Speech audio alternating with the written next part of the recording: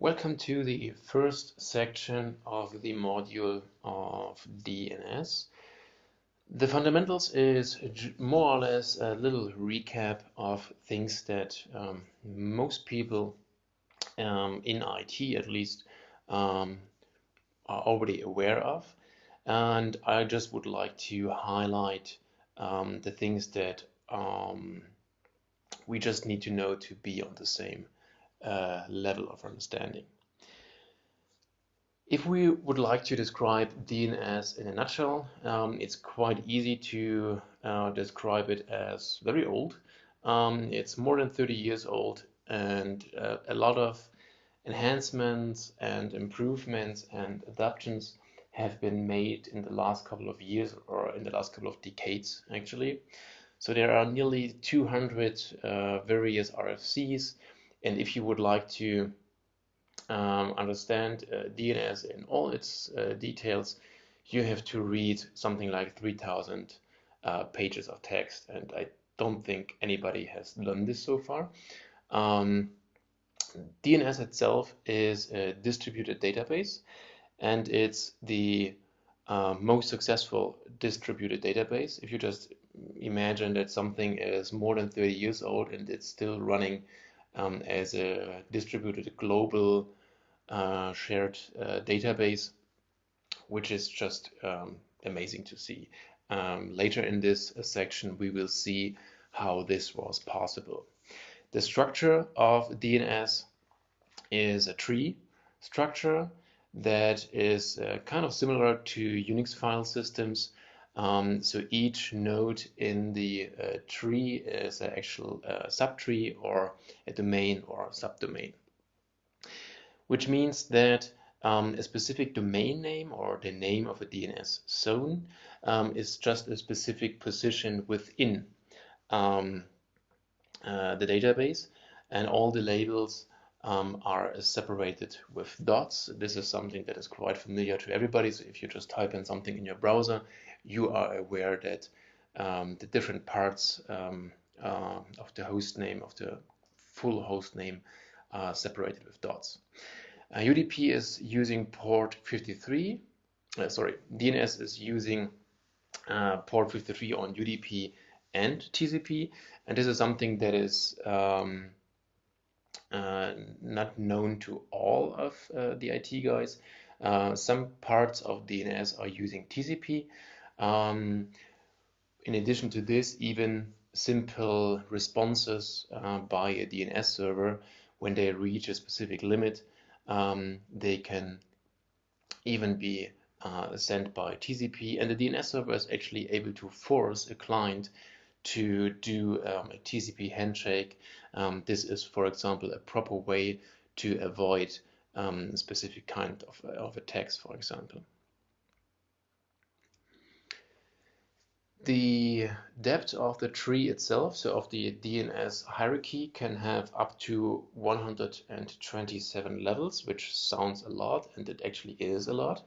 But if you just think about that, .de is only one level, and example .de are just 2 levels. These are already 2 levels of the available 127. So yeah, it's a lot, but it can also come to an end. A label, which is the thing between 2 dots, can have up to 63 characters, and right below the root of the entire hierarchy are the so-called top-level domains, and you will see them as described as TLDs all the time. And right below that are the second-level domains, and this is the level in the hierarchy where most enterprises own a portion of the DNS hierarchy. So example.com is a second-level domain, and this is the typical level for enterprises.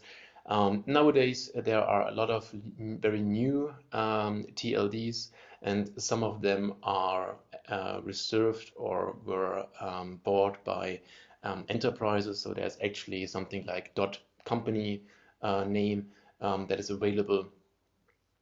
And at the end, Within all these domains, there are the so-called resource records, and this is the actual data. So all these different levels of domains, they are just the path to the actual data, and the data is stored in resource records. If we put this all together, then we will have as a fully qualified domain name.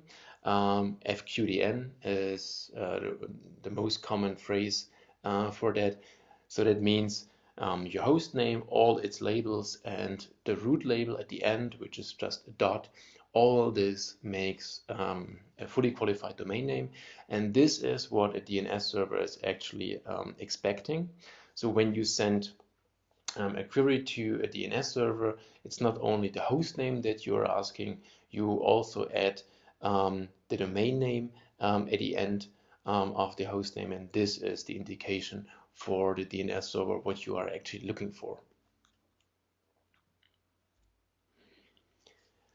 Let's have a quick look at the DNS message format. As you can see, there is an ID, and there are a couple of accounts and a bunch of flags.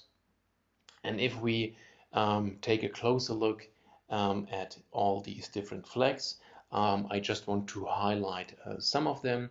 There's one flag, for example, that is mainly used to identify if it is a query or a response. There is the opcode that is used to identify if it is a query, for example, if it is a notification by a primary, or if this has something to do with dynamic DNS. The AA flag stands for authoritative answer, and this is the indication that the answer was provided by a DNS server that is actually responsible for the zone that we queried. If the system is not responsible for a zone and has to ask another DNS server for that information, this flag won't be set. Then we have some flags that are related to recursion, and we are going to cover recursion a little bit later. And there are also flags that are related to DNSSEC. DNSSEC is a topic that is part of our DNS security workshop, but there is also a dedicated workshop just for DNSSEC if you would like to learn more about that. And quite important for things like troubleshooting is the response code. This gives an indication if the answer was okay, if this is something we asked for something and we get a proper response. If we ask for something that is not existing, or if we ask for something that the server is not allowed to provide. So if we, for example, ask for a zone transfer, the DNS server will tell us that we are not allowed to do this, and the response code is used for that information. There's always a little bit of confusion between what is a domain and what is a zone, and a domain is something that is categorized by an area that belongs to some enterprise or belongs to some departments or locations. So this is something that is not totally related to DNS. If it comes to a DNS zone, on the other hand, this is something that can be specified on from a technical point of view. A DNS zone is configured at a DNS server, at a name server. This name server owns the authorization for the zone by something that is called delegation. So from the root of the entire DNS hierarchy, a portion of the DNS structure is delegated to another DNS server, and this is how this DNS server receives the responsibility for this zone. And if this server is also using delegations to distribute the responsibility to other DNS servers, at that moment these DNS servers own this subsection of the DNS hierarchy. Other than that, sometimes within the DNS zone, you will find things that we like to call subdomains or pseudo-domains or virtual domains. I like the phrase of a dotted host. So if you have a DNS zone that is named example.com, and within that zone you have a host that is named host01.lab.example.com. In that case, .lab is not a dedicated zone. Some technical people will understand this as a subdomain, but the domain itself has nothing to do with DNS itself. So this is just a host name that is separated with at least one dot.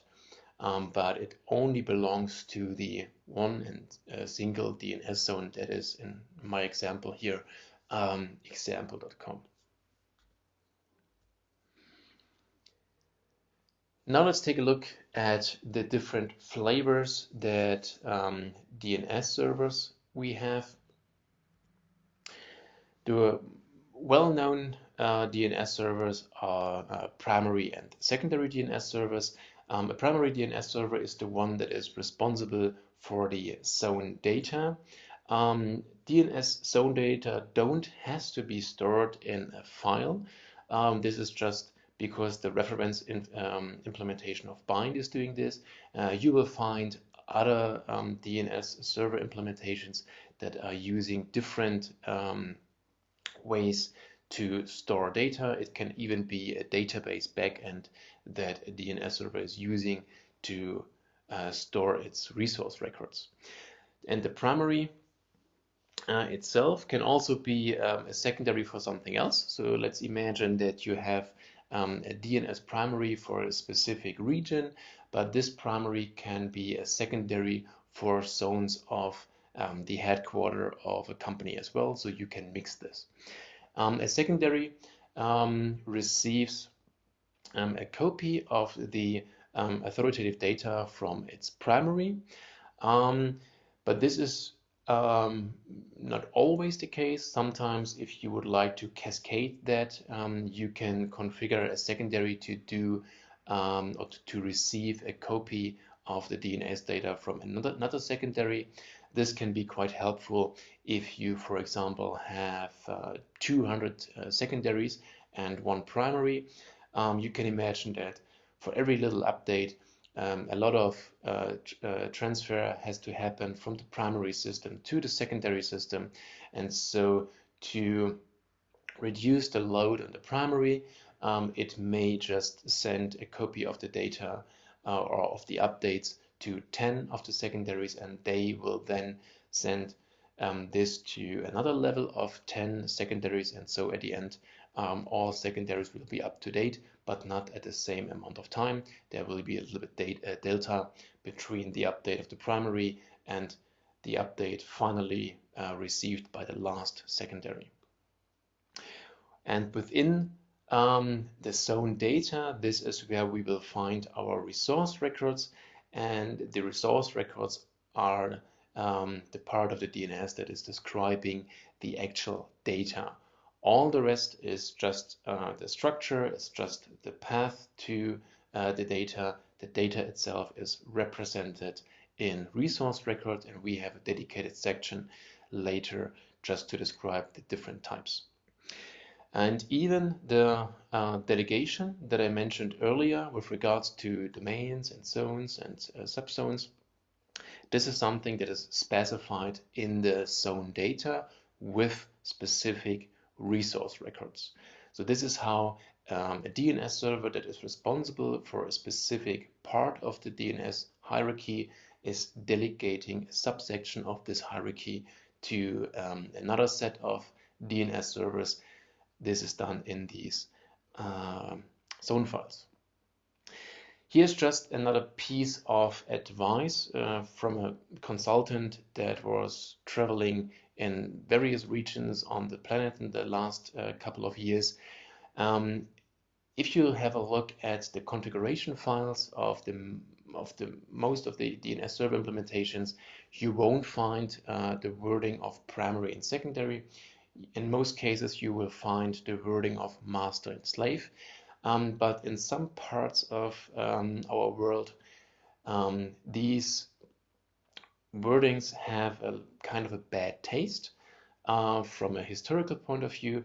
So I just try to avoid using master and slave when I am describing the primary system of a DNS zone and its secondary systems. From time to time, even I mix it up, but this is just an advice. It's nothing that has to do with any technological limitations. A primary is a master and a secondary is a slave, but it's just that in some areas of this planet, the name of master or the name of slave has just this bad taste. The primary can be implemented in two different flavors. On the left-hand side, we just see a standard configuration where we have a primary, which is in the gray box, that is using a zone transfer to provide a copy of its data to a secondary. And the top-level domain, or the DNS server that is responsible for the top-level domain right above, is delegating the subsection of the DNS hierarchy to these two systems. And another DNS server that tries to find some answer for one of its client is using the hierarchy to communicate with the TLD to find the DNS servers that are responsible for this specific second-level domain that is from interest of this recursive DNS server. On the right-hand side, the picture is more or less the same, except this hidden primary. A hidden primary architecture is well known for external DNS because you don't want to have your primary system accessible from the outside world. So you are just placing two secondaries, or at least two secondaries in front of it. And in most cases, it's completely hidden from the rest of the world, and we are going to cover this a little bit later. So from the outside world, so for example, from the DNS server that is handling the top-level domain, only the two secondaries are known. And even if the recursive DNS server on the right-hand side is trying to get some information about this specific DNS zone that is handled by these two secondaries, it can only talk to these two secondaries, and they receive the information from the hidden primary. The hidden primary itself, in most cases, is located in a dedicated DM set. So that means that it's completely isolated from the rest of the world. And this is the only one in the entire diagram that has access to the zone files. So this is the system where we can modify our DNS records. And no client is able to send a query to this system. So only the two secondaries in front of it are allowed to communicate with that box. And in some scenarios, I have even seen a separation on the IP address level, so that the hidden primary is using an internal IP address, and the secondaries are configured with an internal IP address and the public IP address, and the communication between the hidden primary and the secondary is only accepted with the private IP addresses. And this is also quite important when it comes to implementations like DNS-SEC. In that case, we are using private keys and public keys, and to sign DNS data, we are using private keys on our primary. And this is just another reason why we don't want this system to be located somewhere that it would be accessible from the internet. So we would like to have it a little bit in the background, with a firewall in between the hidden primary and the secondaries to ensure that our original DNS data and also some keys that we may use are completely isolated from the outside world to make it a little bit more secure. The communication between the primary and its secondaries is named zone transfers. There is a differentiation between a full zone transfer and an incremental zone transfer. In most cases, a full zone transfer only happens once. So when you configure a secondary, then for the first time, it has to load the entire DNS zone. After that, only the delta between the last changes is provided to the secondary, and a specific DNS record is used for this. It's the start of authority, or in short, the SOA record. This specifies a DNS zone, and within this specification there is a counter, and this counter is updated every time when a DNS zone is touched. So if you delete something, if you add something, if you modify something, this counter is changed. And a secondary system is checking this counter on a frequent base. The frequent itself is also specified in the SOA record. So if it has to do this once an hour, once a day, every 6 hours, this is what the primary can specify.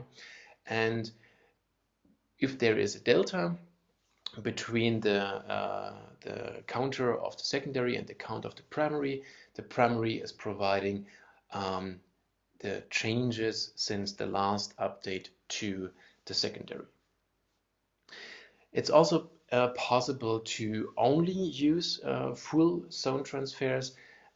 This is needed sometimes if one of your secondaries is using a very old DNS implementation, a DNS implementation that is such old that it can't handle incremental zone transfers, so it only understands full zone transfers, which means that the primary has to provide full zone transfers for every single little update, which is a lot of performance that is used for this. So it would make more sense to just update this very old DNS server so that it supports incremental zone transfers as well.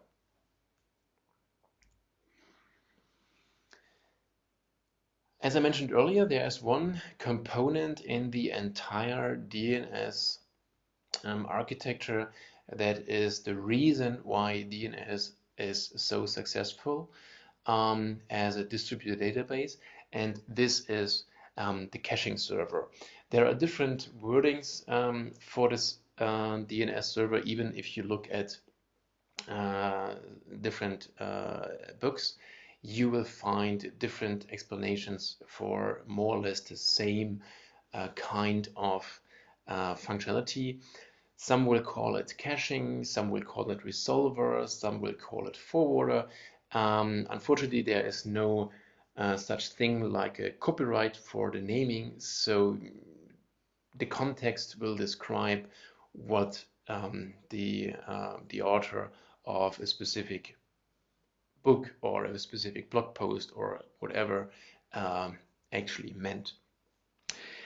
Let's just stay with the caching DNS because this is what the box is actually doing. So right in the middle of this system there is a box that is named with DNS resolver, and this is where a lot of the magic of DNS is happening. On the right hand side we can see a PC or a laptop or a server or anything that is doing or that is trying to do DNS resolution. There is an application running because the DNS on a PC is not doing DNS just for its own purpose. It's doing this with regards to some applications. So here in that case a browser wants to access a website, and so it has to find out the proper IP address. So there is a little mini DNS server running on the most of the operating systems. If you have some kind of an IoT device, for example, they are very reduced to need less storage and to use less battery and stuff like that. But if we are talking about standard operating systems that are used in office PCs or in data centers, they have this little resolver installed, and this little resolver is configured with a DNS server that it should use. And in this case, this is the DNS resolver right in the middle. And this box is not responsible for any DNS zone. The only responsibility is to find an answer for the client and keep it in a cache as long as possible, and the possibility is limited by the DNS server that is authoritative for this DNS data. So there is for every single DNS record in the DNS zone, there is a time to live specified, and this is the specification for how long this caching system right in the middle can use this information. So even if the browser is asking for the same domain 200 times in the next couple of minutes, the DNS resolver don't has to go to the root and to the TLDs and to the actual DNS server that is responsible for the zone. It can rely on the information in its cache. And this also works for things that don't exist. So if we have a typo in our URL that we typed into our browser, the DNS resolver goes out to the internet to find out what is the IP address of this record, and if this is a typo, then this record doesn't exist. And so the authoritative system will provide an answer that this is a record that doesn't exist, and even this information has a TTL. This information is kept in the cache of the resolver for a specific period of time. And this is something that you have to keep in mind when it comes to things like troubleshooting and stuff like that. The DNS resolver itself has this kind of cache, and in most cases, even the resolver of the operating system has a similar cache. And if you would like to change something, for example, if this is a record that was just added recently, but you sent the query a little bit too early, you have to be aware that there is this negative cache that you have to clear before you run a second question against the resolver. This resolver can also be quite interesting with regards to enhancing the security of your environment. There is a capability that is discussed in more details in our DNS security workshop, and this is called response policy zones. So this caching box can be configured with a huge list of things that you don't want to provide as a proper answer to your clients. So if there are some domains like spam domains, malware websites, or IP address ranges that are well known for bad behavior, you can manage an entire list of such bad things on your DNS server, and every time when one of your clients tries to access such a domain, then your DNS server is able to provide a modified answer to avoid any problems to the client. And how this works and what you can actually do with this is covered in our DNS security workshop. Another pretty cool implementation that is possible with DNS is the so-called ANYCAST DNS. In this scenario, your DNS servers will become part of your routing infrastructure. So all of the DNS servers that we can see in this diagram, they actually have a physical IP address, but they also listen to another IP address, and this IP address is always the same for all of the DNS servers. So from a routing perspective, there are just multiple routes to exactly the same resource.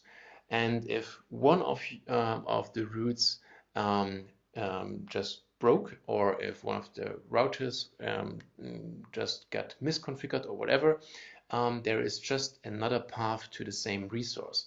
And this is useful for various implementations. You can use this for authoritative DNS, so that your public DNS is not only provided by dedicated systems, so it's provided by something that we can call a fabric of DNS servers, but they all listen to the same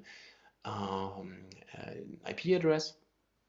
But you can also use this for caching DNS. So if you have multiple locations and you have a caching infrastructure that is used for internet name resolution for your internal clients, you can configure these systems with ANYCAST as well, so that the clients in one location can use the DNS server of another location if the local one broke, without changing the actual IP address that is used, because they are all configured with exactly the same IP address, which is an ANYCAST IP address that is routing the DNS queries to the closest DNS server. And because we were already discussing how DNS resolution works, let's just have a quick look at name resolution in general. What the resolver on a host is doing, and with resolver I mean this mini DNS server that is running in the TCP/IP stack of an operating system, it's just sending a query to a name server, and the name server is providing an answer, and this resolver is interpreting the response. Because there was any kind of application, like a browser, like an email client, whatever, that was asking for a specific FQDN to get an IP address, and what the name server is providing to the resolver is modified in a way that the application is able to understand it. There are two different flavors of queries. There are recursive and iterative queries.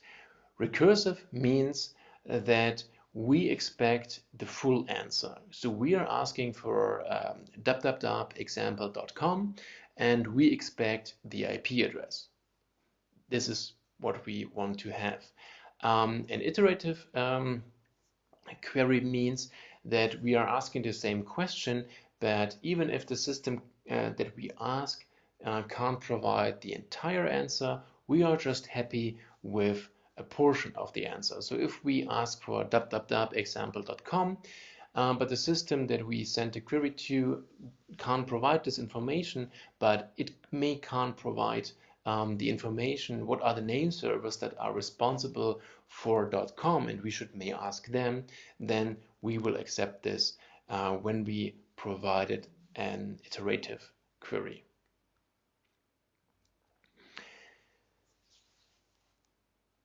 And what we just described is called recursion.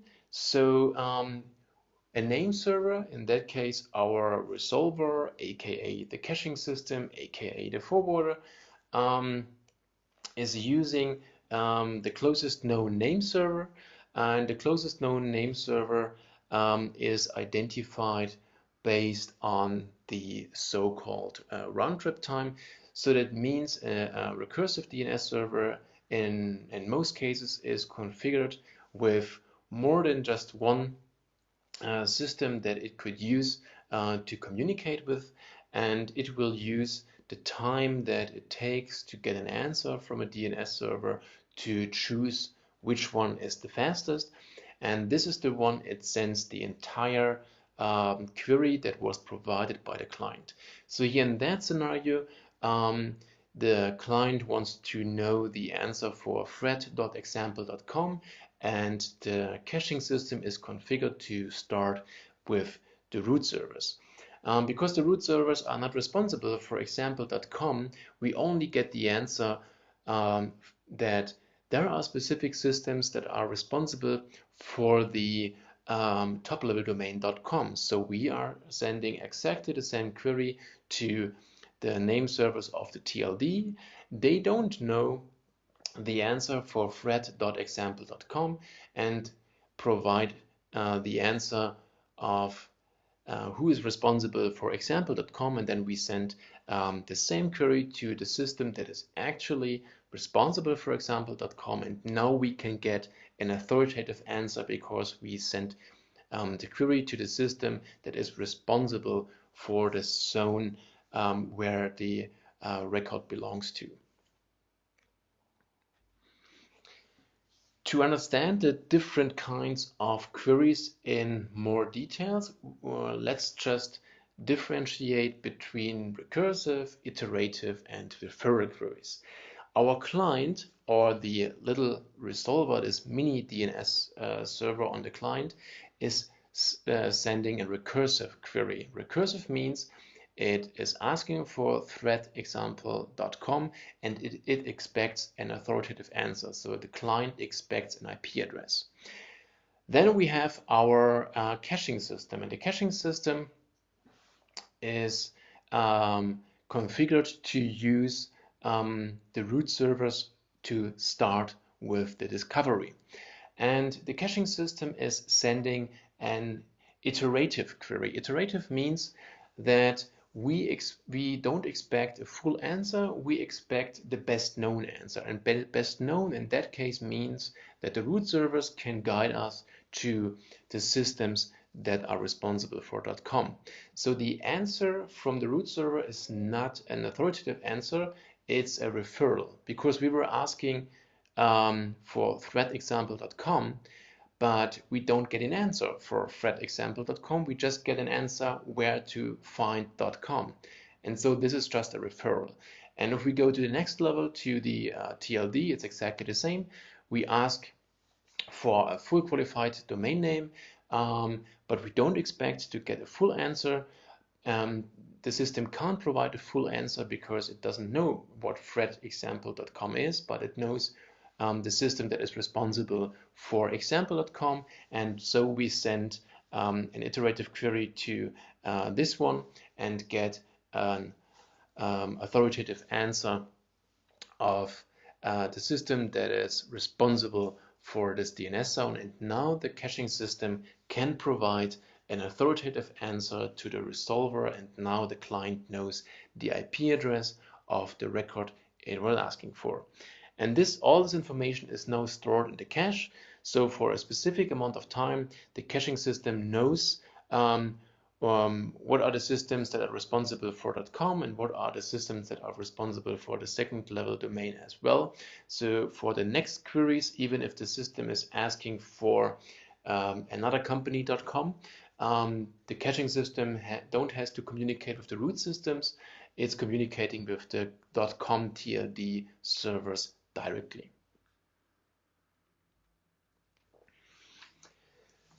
In some cases, it makes sense to avoid this entire ping pong. So as you can imagine, if we always start from root, even with the cache in between, it can take some time, and it needs a lot of DNS queries sent back and forth to get the answer.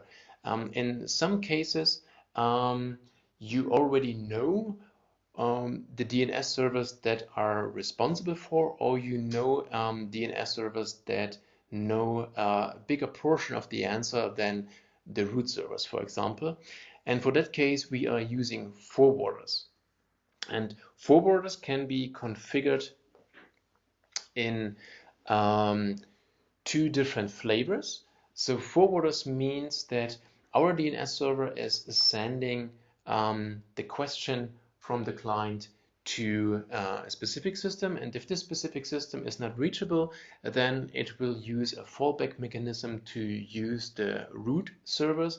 And the root servers are a list of name servers that are pre-installed in most of the DNS implementation. So this is nothing that you really have to configure by yourself. You can just rely on your DNS server implementation that it knows the current active root DNS servers. Another option would be to configure specific forwarders only. And this is how these two different options are also configured. So there's the option to configure forward first or forward only.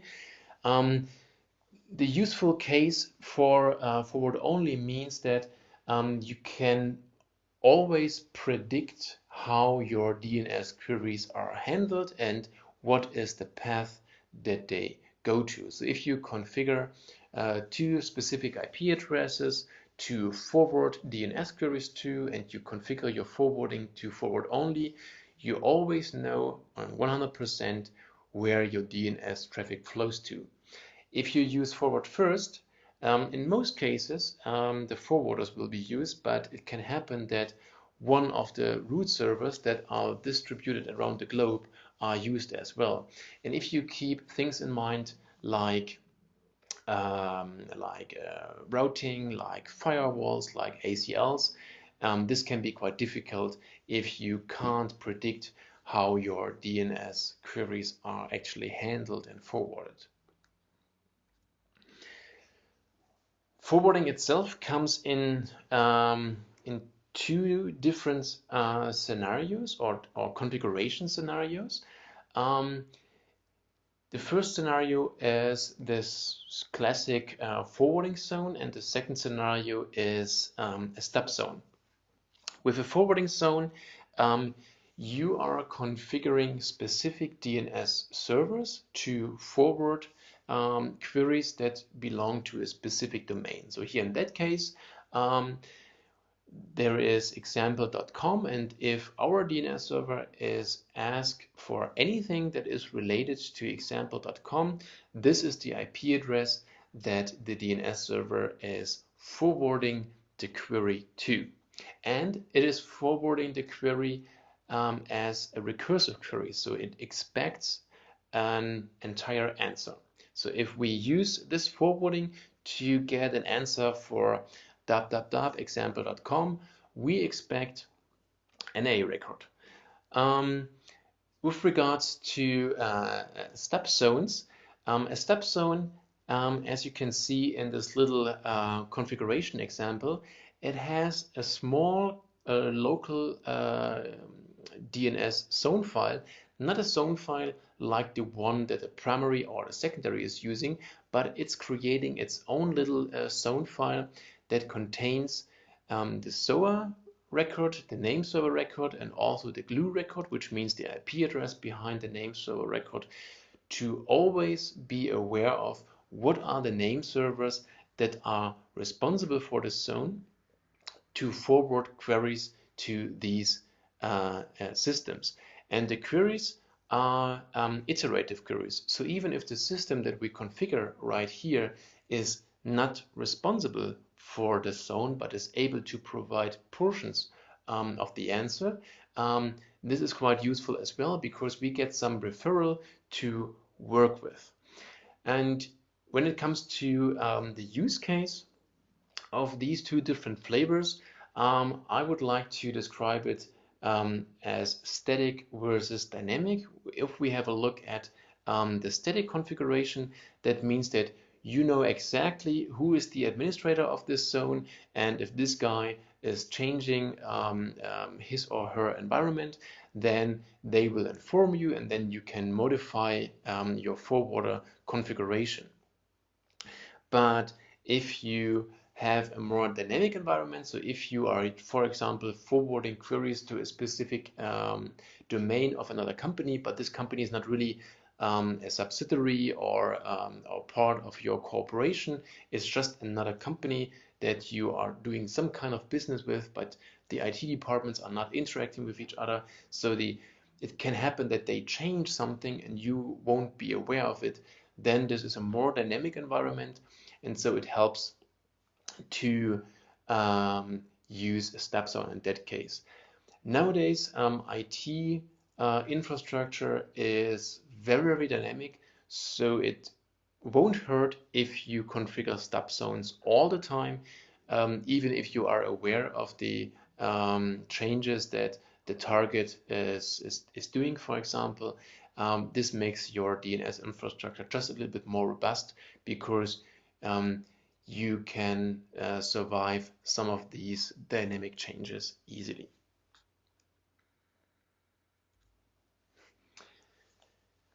DNS Fuse is something that is not supported by all DNS server implementations. There are some implementations available that don't support this.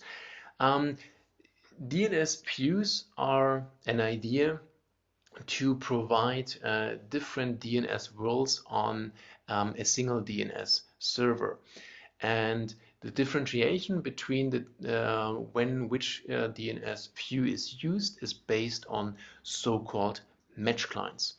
And in this little example, you can see we have a DNS view of internal and a DNS view of external.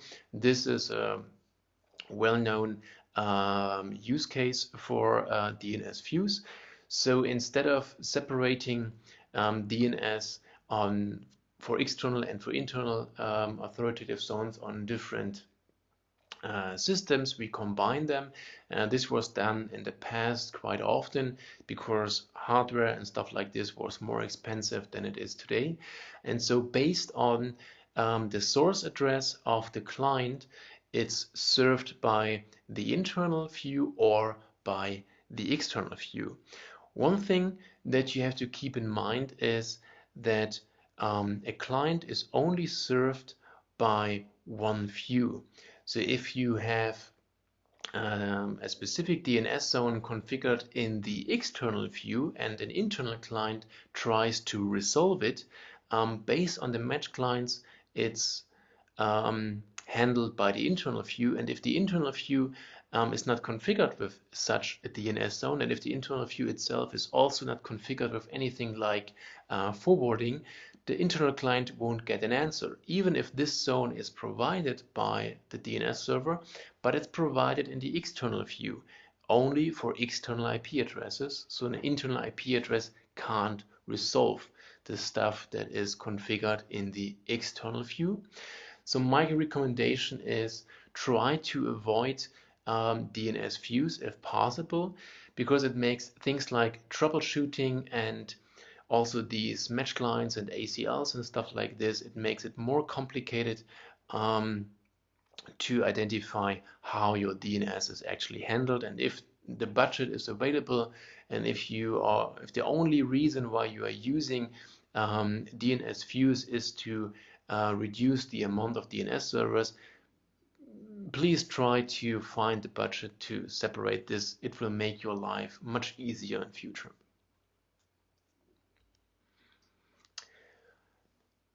At the end, let's just take a quick look at dynamic DNS, because this is something that you will find in nearly all DNS server implementations and infrastructures out there. Even external DNS is sometimes managed with dynamic updates.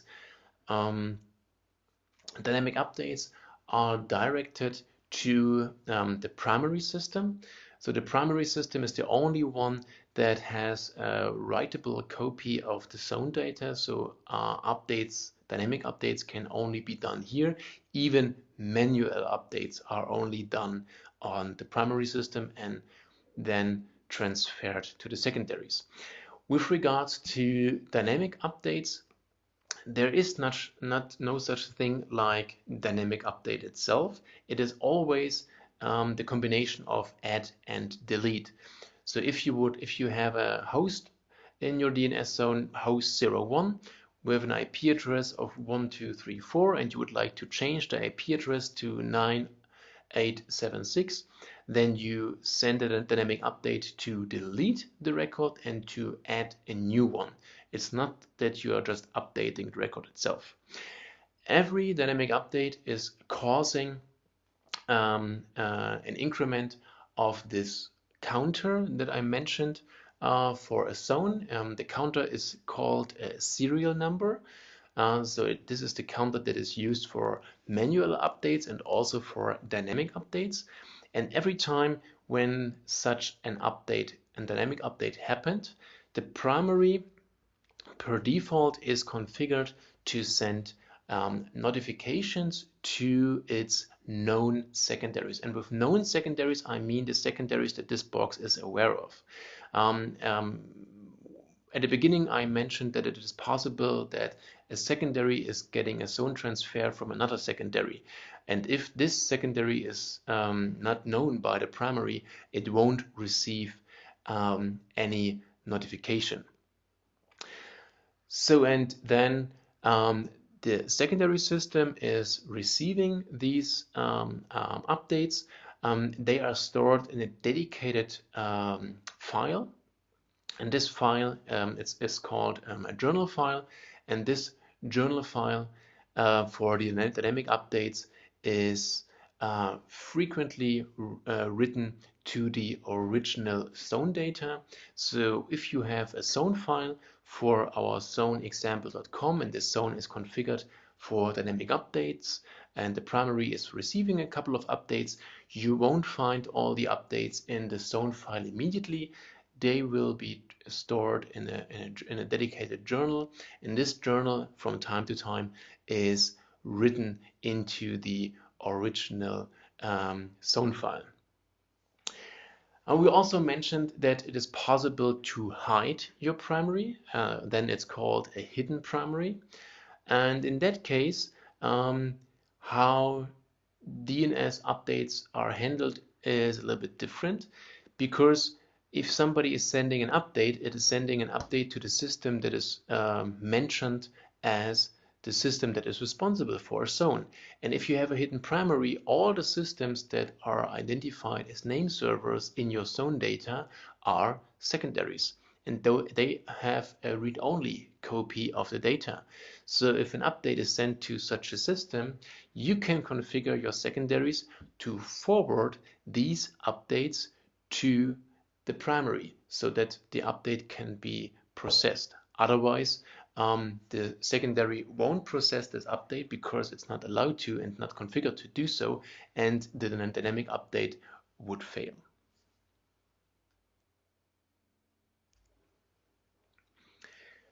And now we have a pretty good understanding about the different flavors of DNS data sources and data flows. So we have our little resolver, our mini DNS server that is running on our client with its own little cache. Please keep that in mind. There's a little cache on every single box. So even if you change something on your DNS server, be aware that there's a cache, or there are multiple caches around that you have to update.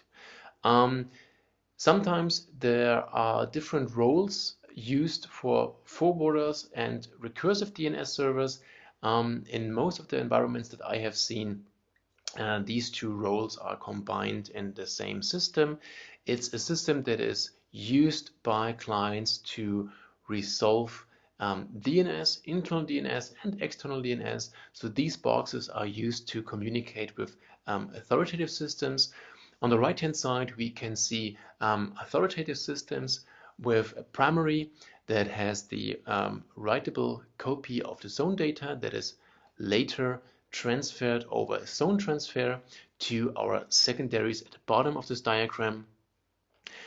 We haven't discussed DHCP yet, but we have discussed dynamic updates, and the DHCP server is able to do dynamic updates on behalf of clients. So every time when a DHCP server is providing a DHCP lease to a client, it can be configured to update the client in DNS as well, which keeps our DNS quite clean, because when the client is gone or when the DHCP lease expired, the DHCP server is deleting this record as well.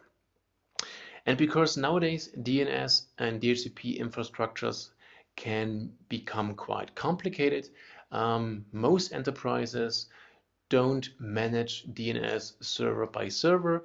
There is some kind of management system on top. Maybe it's a professional IPAM tool, maybe it's a homegrown database, maybe it's some other kind of automation tool that is creating configuration files, that is creating zone files, and pushes this configuration to the authoritative DNS and DHCP server.